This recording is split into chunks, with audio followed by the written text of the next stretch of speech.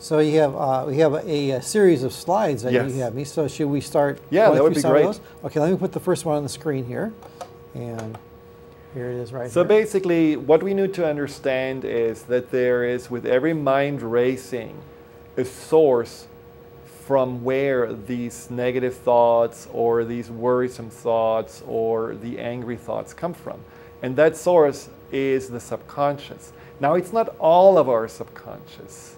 You know, our subconscious is like a diamond, and it has different facets. And so you know this about yourself. When you are in a situation where you're here in the show, you have a different part of your subconscious coming up than when you are around friends or your family.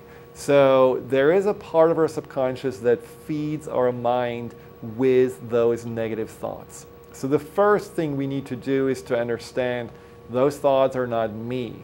So I need to talk and address that part of me that has brought up those negative thoughts. And I mentioned this client who was attacked, and all of a sudden that protective part of her subconscious came to the surface.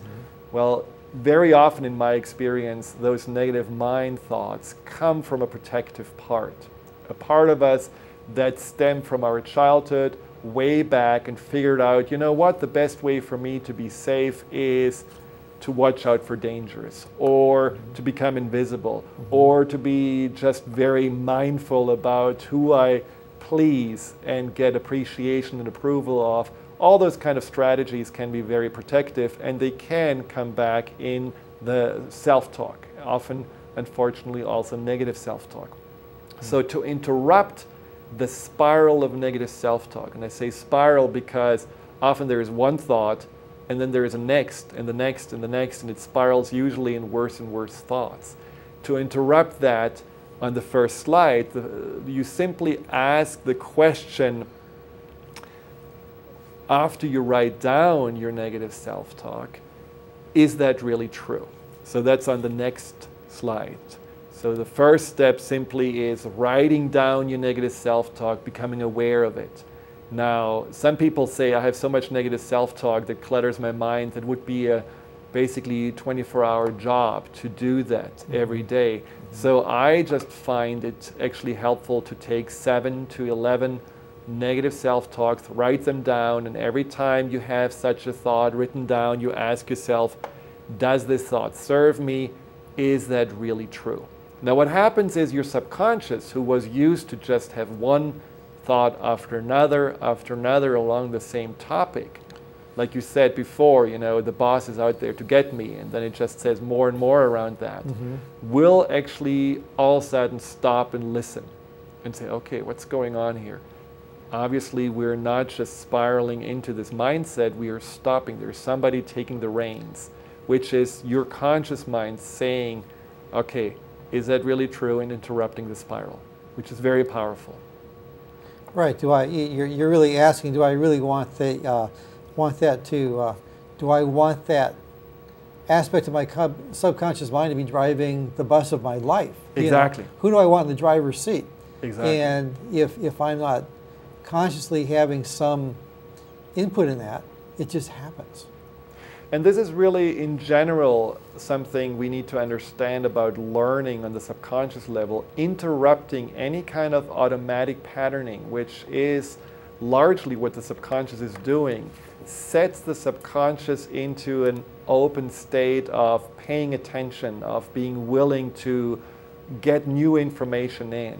So that's why the next slide is so important. So once you have interrupted the spiral, and you have actually taken care of the reins of those thought patterns, you counterbalance the negative thoughts with 3 positive ones. See, everything can be looked always from 3, 4 different perspectives. There is not only one truth. We can always see other ways of looking at a situation as well. And often the limiting ways come from the protective side that wants to keep us safe, and the more mature and empowering ways come more from our conscious mind that can say, okay, wait a second, remember the boss has been giving you a raise. Remember, you are a very good, reliable worker. Remember, we are actually having all the abilities to find another job if we need to, so don't worry about it. So there's this kind of positive reinforcement, reassuring way of talking that really the subconscious needs. Really kind of just restating the negative in a much more positive light. And then it's like you're taking and you're almost like laying down a new track in the subconscious mind, replacing the negative self-talk. Is that what's going on? Exactly. But here is a caveat. It doesn't work if you only use it as mental gymnastic.